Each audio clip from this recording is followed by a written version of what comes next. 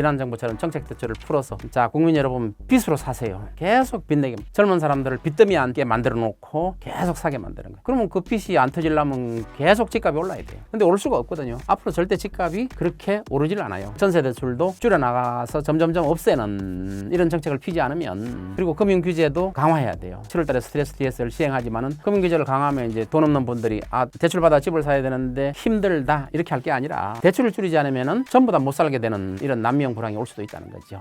우리나라의 가계부채가 2,000조 가까이 된다고 하는데요. 이는 작년 한 해 우리나라 실질 GDP에 가까운 수치인데, 우리나라의 높은 가계부채율이 경제에 미치는 영향을 무엇이라 할 수 있을까요? 지금 우리나라 이제 가계부채는 빚으로 부동산을 사는 정책을 과거에 펴왔기 때문에 가계부채가 산더미처럼 늘어났어요. 지금 2,000조 가까이 되잖아요. 또 정부 부채도 늘어나고 있고, 이러한 것들은 우리 OECD 기준으로 굉장히 높아요. 뭐 실질적으로 1위예요. 우리가 전세 대출까지 합하면은 OECD 1위예요, 우리가. 그렇기 때문에 이 가계부채 문제가 언젠가는 터질 텐데, 그걸 터지지 않게 만드는 방법은 인플레이션을 지속적으로 연장시키는 거예요. 인플레이션을 계속 지속시키면 가계부채 문제가 안 터져요. 빚으로 또 살아, 빚으로 살아요. 근데 인플레이션이 멈추면 가계부채 문제가 터져버려요. 그러니까 뭐 과거 정부에서 잘못된 정책이 뭐 정책 자금을 대폭 풀고 전세 대출도 풀고 하는 이유 중에 하나가 아마 가계 대출 폭탄이 터질까봐 하는 그 정부의 의도는 있지만은, 근데 이런 가계 대출을 계속 막을 수는 없어요. 인플레이션으로 막아오는 거거든요. 가계대출은 인플레이션이 지속적으로 일어났을 때만이 막을 수 있어요. 그러니까 빚으로 빚을 메꿔 나가는 거예요. 그러나 이거는 언젠간 터진다는 거죠. 엄청나게 크게 터져요. 더 키우면. 그래서 가계부채를 지금 줄여나갈 필요가 있어요. 그래서 한국은행의 경고도 가계부채를 줄여나가야 된다. 지금 금리가 미국하고 우리나라 기준금리 차이가 2%예요. 이런 차이가 역대 없던 일이거든요. 우리나라가 미국보다 기준금리가 살짝 높거나 비슷해야 돼요. 근데 우리나라가 2% 낮단 말이에요. 이런 상태에서 한국은행에서 금리를 또 더 내리려고 한다든가 하면 가계부채만 자꾸 늘어나는 거예요. 다시 말해서 빚내기 좋은 환경을 만들어주는 거예요. 금리도 내리고 유동성도 풀고 또 인플레이션이 지속적으로 일어나고, 이러한 것들을 정부가 의도하지는 않았지만 가계부채를 막기 위해서 인플레이션을 방치하는 것은 정부의 역할이 아니라고 저는 보고 있습니다.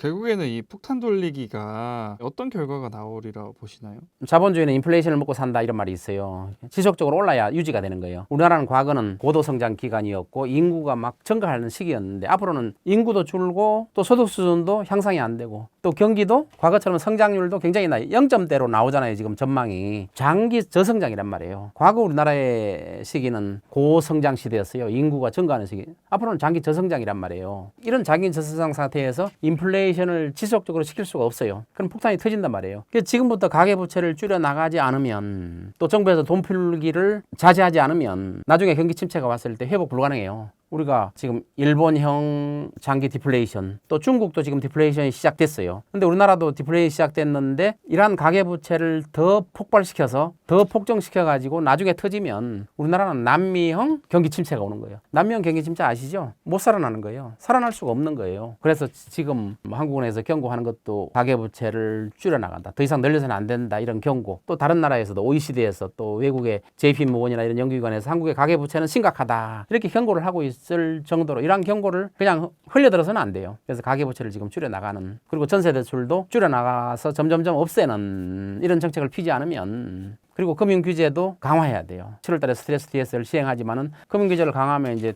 돈 없는 분들이 대출 받아 집을 사야 되는데 힘들다 이렇게 할 게 아니라 대출을 줄이지 않으면은 전부 다 못 살게 되는 이런 난미형 불황이 올 수도 있다는 거죠. 이러한 것이 우리나라가 지금 앞으로 나갈 굉장히 두려운 상태예요. 그래서 가계부채도 높고 장기 저성장 시대도 시작이 됐고, 또 우리나라 출산율이 되게 낮잖아요. 인구 절벽이라고 할 만큼. 그래서 이런 상황에서 앞으로 부동산 시장은 어떻게 보시나요? 저는 부동산 시장이 앞으로 오를 요인이 하나도 없어요. 전 세계가 지금 부동산 시장이 안정돼 가고 있고, 외국에 보면은 대부분의 나라가 부동산 가격이 하락하거나 안정돼 가고 있어요. 우리나라만 지금 중심지를 중심으로 해서 폭등하고 있어요. 그래서 앞으로 오를 요인이 하나도 없어요. 하나도 없는데 오르게 만드는 방법이 뭐냐? 계속 정책 대출을 푸는 거예요. 지난 정부처럼 정책 대출을 풀어서 자 국민 여러분 빚으로 사세요. 계속 빚내게, 젊은 사람들을 빚더미 앉게 만들어 놓고 계속 사게 만드는 거예요. 그러면 그 빚이 안 터지려면 계속 집값이 올라야 돼요. 근데 오를 수가 없거든요. 앞으로 절대 집값이 그렇게 오르질 않아요. 지금 스태그플레이션 상태에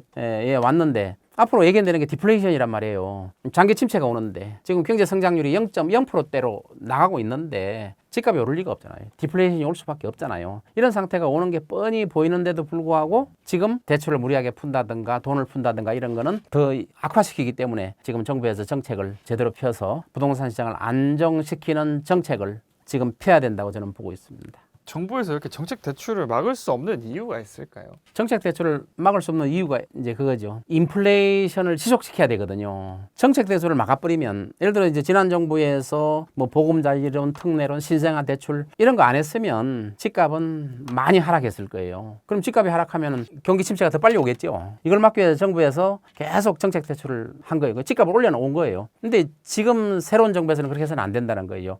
새로운 정부도 이제 1년 지나서 힘이 좀 빠지면은 정책 절대 시행 못해요. 또 집값을 살릴 수밖에 없어요. 인플레이션을 유도할 수밖에 없어요. 그러니까 지금은 정권의 힘이 가장 강할 때예요. 이 초창기에 이 부동산 시장을 잡으면 지금 이재명 정부는 앞으로 우리나라 부동산 시장을 잡은 훌륭한 정부로 남을 거예요. 그러니까 정권 초기에 힘이 있을 때 이러한 정책을 과감하게 시행. 그 정책이 뭐냐? 보유세를 높이는 정책, 또 다른 세금을 줄이는 정책, 이런 정책을 과감하게 시행해서 물론 이런 정책을 시행하면 부동산 값이 하락하면 거기에 따라서 경기 침체가 더 빨리 올 수도 있어요. 그러나 경기 침체가 심하게 오는 걸 막기 위해서 10년, 20년, 30년 오는 경기 침체를 막는 방법은 이것뿐이 없어요. 지금 경기 침체가 빨리 와도 어쩔 수 없이 그런 정책을 시행하는 수밖에 없어요. 그래야 지금 정부가 나중에 장기적으로 역사적으로 좋은 평가를 받는 거예요. 지금 당장 지금 정부가 경기 침체가 와버리면 뭐 욕을 많이 먹잖아요. 또 여론조사하면은 지지율이 많이 떨어지잖아요. 이런 걸 겁내서는 안 된다는 거죠. 그래서 지금 정권이 막 출범했을 때 이러한 좀 인기가 없는 정책을 핌으로써 나중에 역사적으로 평가를 받을 수 있는 이런 정책을 저는 피기를 바라는 거죠. 이렇게 높은 가계부채, 장기 저성장, 인구 절벽이라는 문제를 대한민국이 맞이했는데요. 부동산 시장에서 보이는 위기의 신호들이 있을까요? 위기의 신호가 너무 많죠. 지금 글로벌 경기가 너무 안 좋아요. 우리나라만 살아남을 수 있을까요? 절대 안 살아요. 우리나라는 수출로 먹고 사는 나라이기 때문에 그 외국의 영향을 굉장히 많이 받아요. 글로벌 경기 침체가 계속 나타나고 있고 관세가 지금 주춤하고 있지만 전쟁 때문에 주춤했지만 관세가 지속적으로 압박을 가할 거고 또 우리나라에 대한 압박이 굉장히 심할 거예요. 관세뿐만 아니라. 그다음에 여러 가지 위험이 우리나라에 도사리고 있어요. 우리나라는 아직도 휴전 중인 나라예요. 전쟁이 끝나지 않은 나라예요. 그렇기 때문에 이런 많은 위험이 도사리고 있는데 집값만 폭등하고 올라가고 하는 거는 저는 큰 위험이 있다고 보고 지금 글로벌 시장 환경이 되게 안 좋고 또 외국에서 일어나는 전쟁, 일석으로 휴전이라고 하더라도 그게 또 언제든지 일어날 수 있는 그런 전쟁이고 그런 전쟁이 외국에서만 일어날 거라고 보면 안 되는 거예요. 우리나라도 우리나라의 아파트 값이 지금 불장이라고 그러는데 그런 불장이 아니라 잘못하면 전쟁의 공포가 올 수도 있다는 거죠. 이러한 것들을 우리가 항상 염두에 두고 장기적으로 우리나라 부동산 시장은 좋지 않아진다는 거는 정해져 있어요. 얼마나 빨리 오느냐, 늦게 오느냐예요. 빨리 오는 걸 현 정부가 걱정해서는 안 된다는 거예요. 빨리 와서 빨리 극복해 나가는 과정을 저는 밟아야 된다고 보고 있는 겁니다. 그래서 이렇게 집값은 오르는데 또 한편으로 상가들은 텅텅 비었다고 하더라고요. 그래서 이게 어떻게 보면은 이런 부동산 시장의 시그널이라고 할 수 있을까요?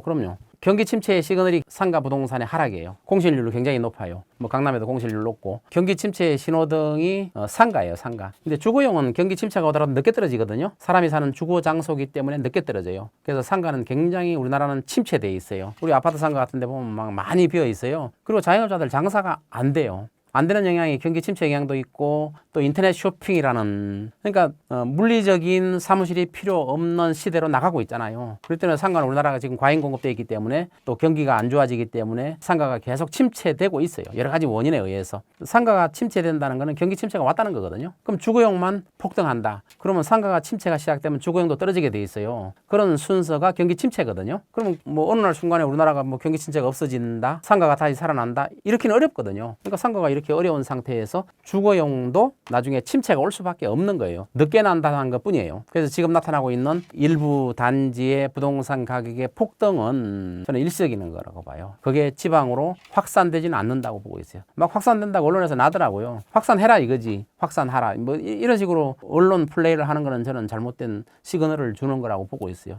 우리나라 지금 수요가 굉장히 없어져 가고 있어요. 장사가 안 되는데 무슨 수요가 있겠어요. 지금 강남에 집을 가지고 있는 분들이 강남에 뭐 빌딩을 한두 개 갖고 있는 분들도 있을 거예요, 제법. 그러면 빌딩들이 가치가 하락하는데 그 집을 가지고 있는데 엄청난 부담을 가질 거예요. 그렇기 때문에 상가 침체가 오면 그 다음 나타나는 게 주거용 부동산의 침체예요. 이러한 것들이 얼마나 장기적으로 갈지는 모르겠지만 이러한 것들이 필연적으로 나타날 수밖에 없는 국면이에요, 지금.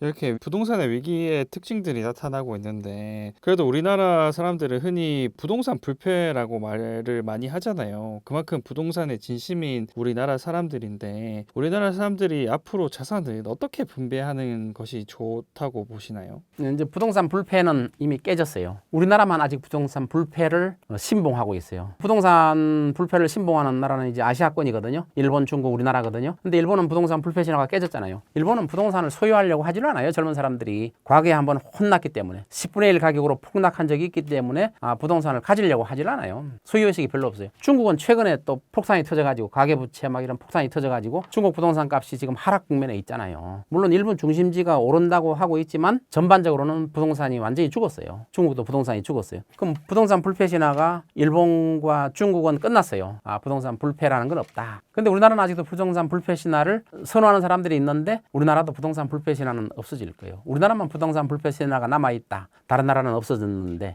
그런 경우는 저는 없을 거라고 보고 있습니다. 그래서 지금 부동산 불패 신화를 믿는 거는 잘못된 믿음이라고 보고 있어요. 저는 이 부동산 불패 신화를 믿는 거는 지금 사이비 종교를 믿는 거하고 똑같다고 보고 있어요. 잘못된 믿음이다 이거죠. 이제 재산 분배는 선진국형이 돼야 돼요. 다시 말해서 부동산이 차지하는 비중을 점점점 줄여나가고 주식이나 다른 쪽으로 금융자산으로 차지하는 비중이 점점점 늘려나가야 돼요. 지금 이제 예를 들어 미국 같은 데는 주식이 차지하는 비중이 70%가 넘어요. 부동산이 차지하는 비중이 30% 밑에예요. 근데 우리나라는 부동산이 70%고 금융자산이 30% 밑에예요. 이런 상태에서 뒤바뀌어줘요. 그래서 이제 미국 같은 데는 주식시장을 살리지 않으면 정권이 위험해요. 왜? 주식시장이 70% 이상을 차지하기 때문에 그걸로 또 퇴직자들이 먹고 살기 때문에. 근데 우리나라는 부동산 자산이 70% 이상이란 말이에요. 부동산을 살리지 않으면 정권이 인기를 잃어요. 그래서 과거에 부동산 시장을 살리려고 굉장히 노력을 했는데 이러한 것들이 이제 재배분이 돼야 돼요. 금융자산 쪽으로. 부동산을 좀 줄여나가면서 재배분. 이 재배분하는 과정에서 키포인트 역할을 하는 게 보유세 상승시키는 거예요. 보유세를 외국처럼 높여가지고 부동산 보유에 대한 의지를 없애는 거예요. 없앤 다음에 주식시장이나 금융자산으로 흘러 들어올 수 있게 만들어주는 게 보유세의 정상화예요. 상승이 아니라 정상화시키는 거죠. 정상화시켜야 부동산 자산에서 금융자산으로 넘어간다는 거죠. 그래서 부동산 사장이 차지하는 비중이 30% 밑으로 떨어뜨려야 돼요. 떨어뜨리는 거는 그냥 놔둬서는 절대 안 틀어져요. 이걸 정책적으로 해결해야 된다는 거죠. 제도적으로. 이게 바로 보유세 상승이에요. 박사님 보시면은 그 부자분들이 진짜 대한민국을 많이 떠나고 있다고 보시나요? 네.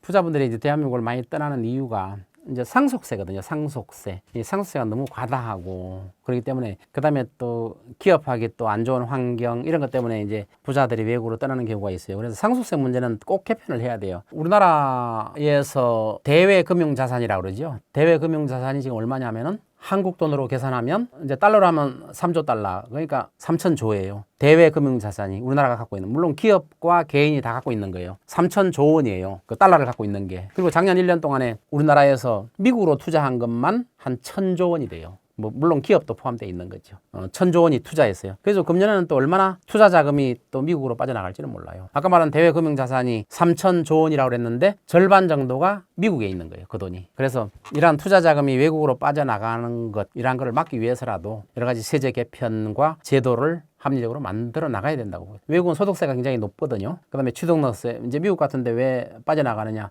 취득세가 아예 없어요. 양도세도 있긴 있지만 장기적으로 이연시켜줌으로써 나중에 소멸시켜지는 제도를 취하고 있어요. 양도세. 그러니까 거래가 활성화되는 거죠. 거래를 활발하게 하라 이거죠. 대신 보유세는 높아요. 그러니까 그 집을 소유할 사람만 소유하라 이거죠. 보유세가 높아요. 그래서 집값이 그렇게 막 폭등하고 폭락하고 이런 현상이 별로 안 생겨요. 물론 미국의 일부 주마다 세금이 다 다르거든요. 미국은. 그 일부 세금이 낮은 주는 막 폭락과 폭당 이런 게 시장이 불안정해요. 근데 세금이 높은 주는 시장이 안정적으로 흘러가요. 주택시장이 안정적으로 흘러가고 있어요. 그래서 우리나라 부자들이 외국으로 빠져나가는 걸 막기 위해서라도 이런 정책을 정상적인 세금의 재편 정책을 펴야 된다. 외국으로 자꾸 나가니까 내수 경기가 자꾸 죽는 거예요. 우리나라 내수 경기 지금 엉망이잖아요. 집값만 오른다? 기형적인 현상이에요. 이거는 이제 가계부채 폭탄이 터지면서 엄청난 어려움을 겪게 될 거예요. 우리나라가. 근데 상속세는 뭐 진보 정부든 보수 정부든 손 대기가 힘들어요. 왜? 표를 많이 잃기 때문에. 선거에서 불리한 영향을 끼치기 때문에 손을 잘 못 대거든요. 이러한 것들도 어차피 집값이 폭등하고 이러면 또 정권이 교체되고 막 이러는 상태에서 한번 정부가 인기 없는 정책을 한번 폐기를 저는 바라요. 상속세도 낮추고 보유세를 높이고 함으로써 우리나라 부자들이 외국으로 떠나는 걸 막을 수 있다고 저는 보고 있습니다. 그래서 인기 없는 정책을 한번 피는